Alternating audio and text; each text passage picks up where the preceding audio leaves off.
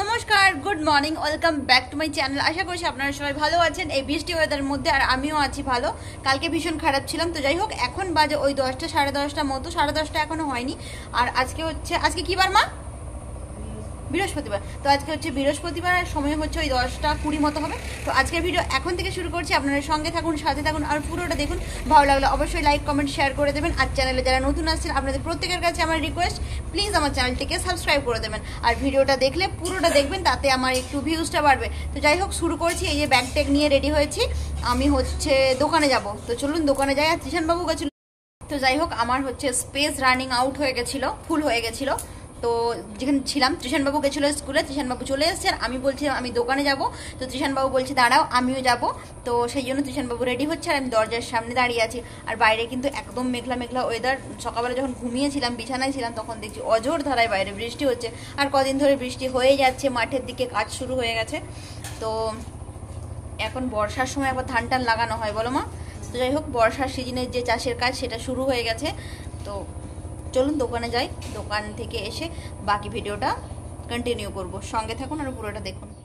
সকালবেলা ঘুম থেকে ওঠার পর 1 কাপ চা খেয়েছিলাম। 1 কাপ চা খাওয়ার পর দেখলাম বাবু স্কুল থেকে চলে এসছে। তারপর হচ্ছে আমার মা আমাকে বলল, মামনি যা তো দোকান থেকে চাল নিয়ে আয়। আমি বললাম মা চাল শেষ হয়ে গেছে। মা বলল কি কথা বলিস রে, কবে কথা বলতে শিখবি? বিয়ে হয়ে গেছে এখনও কথা বলতে শিখলি না? যখন শ্বশুরবাড়ি যাবি, শ্বশুরবাড়ির সঙ্গে সবার সঙ্গে থাকবি, তখন এইভাবে কথা বলবি? এইভাবে কথা বললে তো বোকানি খাবি।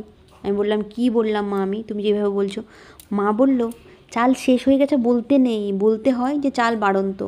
আমি বললাম ঠিক আছে, দ্বিতীয়বার থেকে আর হবে না। তারপর ব্যাগ ট্যাগ নিয়ে আমি আর বাবু বেরিয়ে পড়লাম দোকানের উদ্দেশ্যে চাল নিতে। মা বলল বেশি চাল আনার দরকার নেই, কম করে নিয়ে আসিস, আমি গিয়ে পরে বেশি করে নিয়ে আসবো। যখন চাল নিতে আসছিলাম তখন মনের মধ্যে অনেক জিনিস ঘুরপাক খাচ্ছিল। ছোটোবেলায় মাঝে মধ্যে মা আমাকে 1-2 দিন না চাল আনতে পাঠাতো। বর্ষার সময় যখন প্রচুর পরিমাণে বর্ষা হতো, ধান সেদ্ধ শুকনো হতো না, তখন মা আমাকে 1-2 দিন পাঠাতো দোকানে, যা তো চাল নিয়ে আয়। মাকে আমি স্পষ্ট ভাষায় বলতাম, মা আমি চাল আনতে যাব না, আমার চাল কিনতে বড্ড লজ্জা লাগে। যখন আমরা চাল কিনি না, দোকানি কাকুগুলো বলে, হ্যাঁ তোদেরকেও চাল কিনতে হচ্ছে, কী হয়েছে চাল কিনে নিয়ে যাচ্ছিস কেন? আসলে কেন এরকম বলতে জানেন?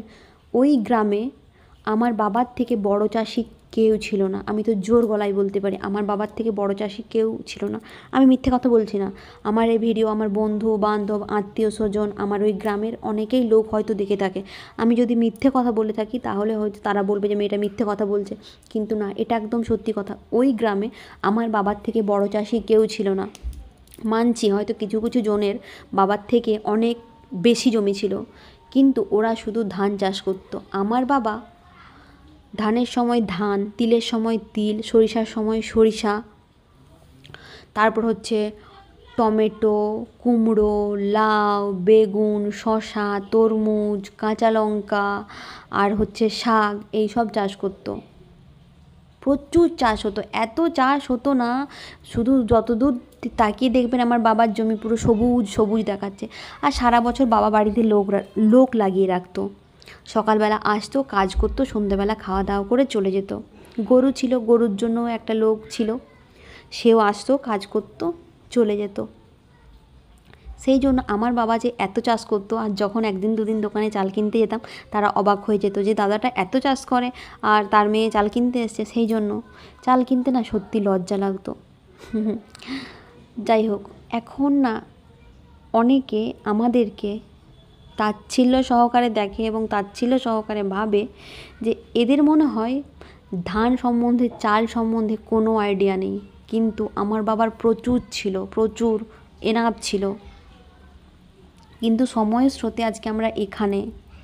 আমাদের দেশের বাড়ি থেকে আমাদের বিদায়টা সত্যিই সুখের নয়। অনেক কষ্ট নিয়ে, অনেক দুঃখ নিয়ে গ্রামের বাড়িটা ছেড়ে চলে এসেছি, এবং অনেক খারাপ সময় আমার ঠাকুমার হচ্ছে মৃত্যু হয়েছে। ভালো সময় থাকলে হয়তো আমার বাবা চিকিৎসা করাতে পারত, কিন্তু খারাপ পরিস্থিতির জন্য ঠাকুমার চিকিৎসাও হয়নি, ঠাকুমা মারা গেছে। আর ঠাকুমা নাকি হার্ট অ্যাটাক করেছিল ভয়ে। তো আস্তে আস্তে সবই বলবো, ভিডিও যখন বানাচ্ছি, একটা দুটো যখন কথা বলি, সবই বলবো। আমাদের দেশের বাড়িটা না বিশাল বড় বাড়ি ছিল, 3 তলা বাড়ি ছিল। 3 তলা বাড়ির মধ্যে মোট 14টা রুম ছিল, নিচের তলায় এক সাইডে মা বাবা দাদু ঠাকুমা আর কাকু কাকিমা, আর মাঝখানের দোতলায় আমরা ভাই বোনগুলো থাকতাম, আর তিনতলায় হচ্ছে কাঠ থাকতো। আসলে ঝাড়গ্রামে না প্রত্যেক বছর একবার করে জঙ্গল কাটা হয়, আর জঙ্গল কাটা হলে ফরেস্ট ডিপার্টমেন্ট থেকে ওই কাটা গাছগুলোকে বিক্রি করে দেয়, আর যার যতটা কাঠ লাগে সে ওই গাছগুলোকে কিনে নেয়। তো যখন মানে জঙ্গল কাটা হতো, আমার বাবা প্রত্যেক বছর 5-6 গাড়ি করে কাঠ কিনতো, আর ওই কাঠগুলোকে লোক ডেকে ফালি করাতো, শুকনো করাতো এবং ওই তিনতলায় তুলে রাখতো। তিনতলাটা বিশাল বড় ছিল, মানে ফুটবল খেলা যাবে, আর এত বড় বাড়ি, পুরো চারি সাইডটাই বারান্দা ছিল, বিশাল বড় বড় বারান্দা। আর আমার দাদু গরু রাখতো, গরুর জন্য বাবা লোক রেখেছিল, লোক এসে কাজ করে দিয়ে যেত। আর দাদুর সঙ্গে তো কুকুর থাকতোই। আমি জন্মের পর থেকে, যখন থেকে আমার জ্ঞান হয়েছে, আমি দেখতাম দাদু হচ্ছে কুকুর রেখেছে, আর কুকুরটার জন্য আলাদা করে খাবার বানাতো, আলাদা করে বাসন দিয়েছিল। আমার দাদু ঠাকুমা ভীষণ ধার্মিক ছিল। আর যখন আমাদের বাড়িতে মানে যে রুমগুলোতে আমরা থাকতাম আর যে খালি রুমগুলো থাকতো না, ওই রুমগুলোতে আমাদের ধান থাকতো। আর বাবা ধান বিক্রি করতো না, আর দাদু ঠাকুমাও ধান বিক্রি করতে দিত না। আমার ঠাকুমা বলতো যে রুমগুলোতে ধান আছে, ধান ঢেলে রাখা হতো, বস্তায় টস্তায় রাখা হতো না, ডোলে রাখা হতো, 3-4টা ডোলে রাখা হতো, আর বাকিগুলো যেগুলো বেশি হতো সেগুলো ডোলে রাখা হতো না, রুমে ঢেলে রাখতো। আমার ঠাকুমা বলতো যে রুমগুলোতে ধান আছে ওই রুমে জানালাগুলো খুলে রাখবি, চড়াই পাখিগুলো এসে ধান খেয়ে যাবে। ওই ছোট ছোট পাখি কতগুলো আর ধান খাবে, খুলে রাখবি, ওরা এসে ধান খেয়ে গেলে আমাদের ভালো হবে। এখন আর চড়াই পাখি দেখতে পাই না, তখন যেন ঝাঁকে ঝাঁকে আসতো চড়াই পাখি। আর আমাদের যে বাড়ি ছিল না, বাড়ির পুরো 4 সাইডে আমার দাদু হচ্ছে ফলের গাছ লাগিয়ে রেখেছিল, এবং যে ফার্নিচার হয় পিয়াশাল গাছ, অন্যরা কি বলে জানি না, পিয়াশাল গাছ বাবা লাগিয়ে রেখেছিল। পিয়াশাল গাছের নাকি প্রচুর দাম আমি শুনেছি। তো সেই গাছ টাছ, ঘর বাড়ি সময়ের স্রোতে সব ভেসে গেছে। অনেক মন খারাপ, অনেক খারাপ লাগা, অনেক কষ্ট দুঃখ নিয়ে গ্রামটা ছেড়েছিলাম।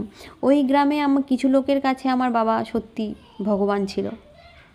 বাবাকে না, মানে ওদের জীবনে ঝামেলা হলে ওরা হচ্ছে বিচার চেয়ে আসতো বাবার কাছে।